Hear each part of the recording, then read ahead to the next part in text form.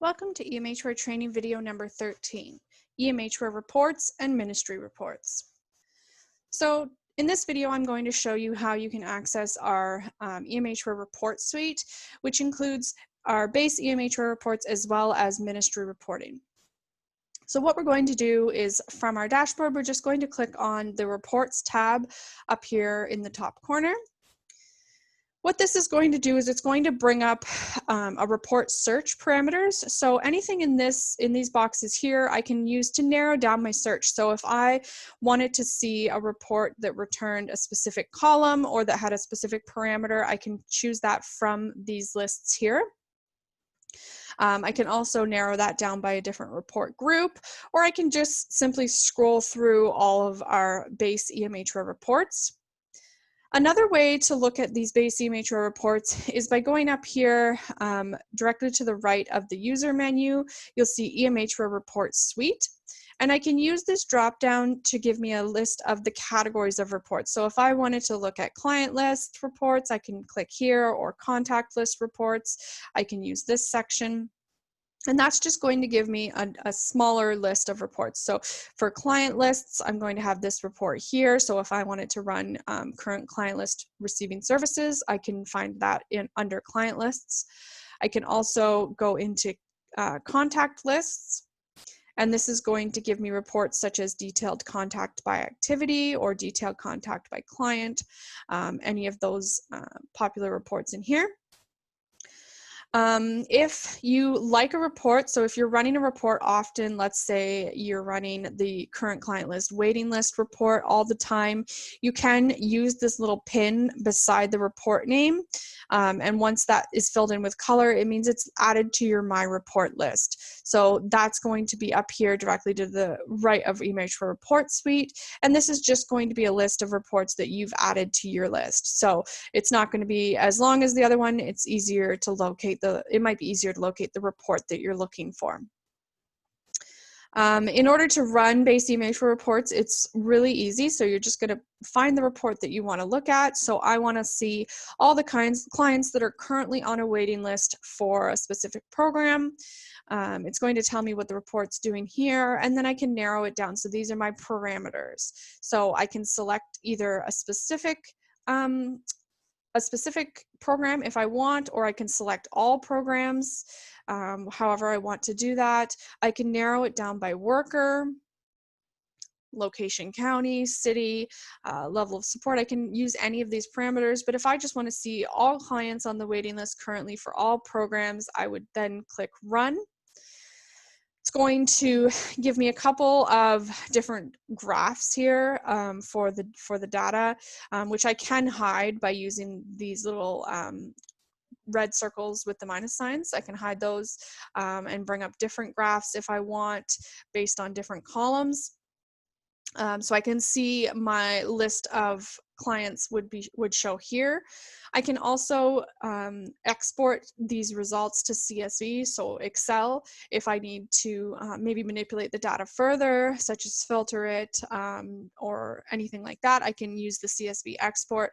I can also export the report to a PDF, or I can print it.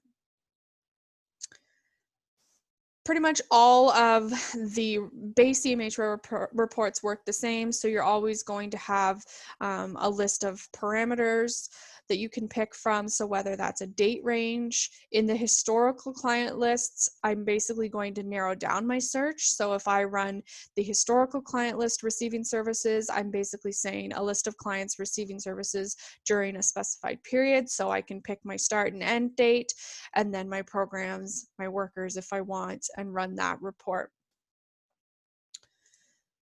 The ministry reports, so if you're familiar with ministry reporting and you do that for your agency, you're going to come into the EMHWare report suite, and you're going to see the ministry reports listed at the bottom here. So I'll just show you the MIS reports and the MCYS reports as an example, but we have obviously lots of different types, so feel free to reach out to us if you don't see the ministry reporting that you need. So I'm going to go into the MIS reports as an example. So when you first click on a ministry report, you'll be brought automatically to the submission report. So from here, I can pick my date range. If I wanted to do it by quarter, I have to select the quarter and the year, and then click Set Report Dates. That's going to automatically update my dates to be that quarter, but you can also change them manually. If you just click on them, you can select whatever dates you want.